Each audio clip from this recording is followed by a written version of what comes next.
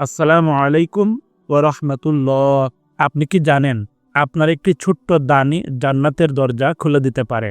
আজকের এই ভিডিওতে আমরা জানব ইসলামের দৃষ্টিতে দান সৎকার গুরুত্ব, তার ফজিলত এবং আল্লাহ তাআলা আমাদের কি প্রতিদান দিবেন সেই সম্পর্কে। তাই ভিডিওটি শেষ পর্যন্ত দেখুন। ইসলাম একটি পূর্ণাঙ্গ জীবন বিধান। এই ধর্ম শুধু নামাজ, রোজা আর হজের মধ্যেই সীমাবদ্ধ নয়। ইসলামের দান সৎকার এমন একটি ইবাদত যা সমাজে সাম্য, ভালোবাসা ও সহানুভূতি গড়ে তোলে। দান মানে শুধুই টাকার বিনিময় নয়, কারো মুখে হাসি ফোটানো, অভাবীকে সাহায্য করা, এমনকি একটা সুন্দর কথা বলাও হচ্ছে দান। আল্লাহ তাআলা পবিত্র কোরআনে বলেন, যারা নিজেদের ধন সম্পদ ব্যয় করে রাতে ও দিনে, প্রকাশ্যে ও গোপনে, তাদের জন্য রয়েছে তাদের রবের নিকট পুরস্কার। তাদের কোনো ভয় নেই এবং তারা দুঃখিতও হবে না। সূরা বাকারা আয়াত 274। এই আয়াত আমাদের বলে দেয়, যারা আল্লাহর রাস্তায় দান করে তাদের জন্য রয়েছে জান্নাতের নিশ্চয়তা। রাসূল সাল্লাল্লাহু আলাইহি ওয়াসাল্লাম বলেছেন, নিশ্চয়ই সদকা গুনাহ মুছে দেয় যেমন পানি আগুন নিভিয়ে দেয়। তিরমিজি হাদিস নম্বর 614। অর্থাৎ সদকা মানুষের গুনাহ মাফের একটি মাধ্যম। অনেক সময় আমরা ছোট ছোট পাপ করে ফেলি যা আমাদের অজান্তে হয়ে যায়। সেই গুনাহগুলোকে আল্লাহ তাআলা মাফ করে দেন সদকা বা দানের বদৌলতে। অনেকেই মনে করেন যাদের টাকা আছে তারাই কেবল দান করতে পারে, কিন্তু রাসূল সাল্লাল্লাহু আলাইহি ওয়াসাল্লাম বলেছেন, তোমার ভাইকে হাসি মুখে দেখো, এটাও একটি সদকা। তিরমিজি। এক গ্লাস পানি কাউকে দিয়ে দিলে, ক্ষুধার্তকে এক মুঠো খাবার দিলে, এমনকি পথের কাঁটা সরিয়ে দিলেও তা সদকার অন্তর্ভুক্ত। দান করার সময় নিয়ত করা খুবই গুরুত্বপূর্ণ। যদি কেউ লোক দেখানোর জন্য দান করে, তাহলে আল্লাহর দরবারে সেই দানের কোনো মূল্য নেই, বরং গোপনে দান করাই বেশি ফজিলতপূর্ণ। কিয়ামতের দিন 7 শ্রেণীর মানুষকে আল্লাহ তাআলা আরশের ছায়া দেবেন। তার মধ্যে একদল হলো সেই ব্যক্তি যিনি এমনভাবে দান করেন যে তার ডান হাত কি দান করে বাম হাত তা জানে না। বুখারী ও মুসলিম। এটা বোঝায় দানের সময় বিনয়ী হতে হবে এবং আল্লাহর সন্তুষ্টি ছাড়া অন্য কোনো উদ্দেশ্য থাকা যাবে না। আসুন জেনে নেই দান সৎকার মাধ্যমে কি কি লাভ হয়। প্রথমত, আল্লাহ দানকারীর সম্পদে বরকত দেন। দ্বিতীয়ত, গুনাহ মাফ হয়।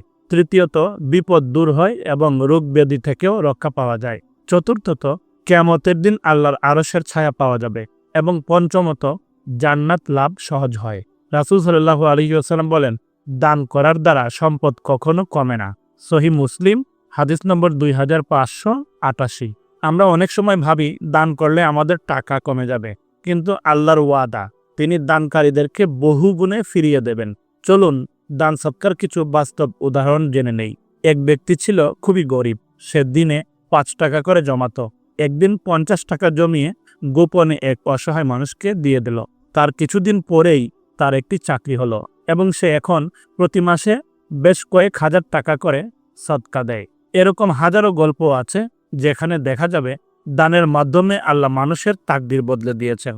দান করার কিছু শর্ত রয়েছে, যেমন প্রথমত, হালাল সম্পদ থেকে দান করা উচিত। দ্বিতীয়ত, অহংকার না করে দান করতে হবে।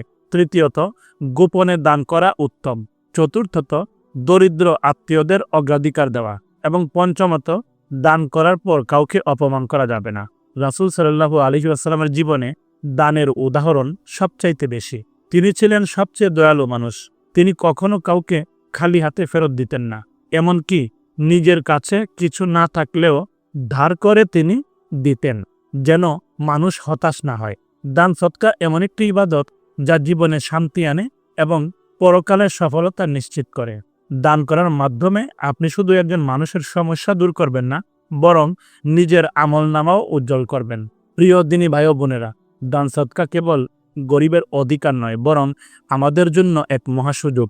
আজ যদি আপনি এক গ্লাস পানি কারো হাতে তুলে দেন, কাল সেটা জান্নাতের দরজা খুলে দিতে পারে। তাই আসুন সবাই মিলে দান সৎকার মাধ্যমে সমাজে মানবতা ছড়িয়ে দেই। আল্লাহ তাআলার সন্তুষ্টি অর্জন করে জান্নাতের পথ সুগম করি। আল্লাহ তাআলা আমাদের সবাইকে দান সৎকার মাধ্যমে জান্নাতের পথ সহজ করে দিন। আমিন। আজ এ পর্যন্তই। ভিডিওটি ভালো লাগলে লাইক দিন, শেয়ার করে বন্ধুবান্ধব ও আপনার কাছের মানুষকে এই মেসেজটি জানিয়ে দিন, যেন তারাও এটি জানতে পারে। এরকম ইসলামিক তথ্যবহুল ভিডিও সবার আগে পেতে চ্যানেলটি সাবস্ক্রাইব করে পাশের বেল আইকনটি ক্লিক করে রাখুন।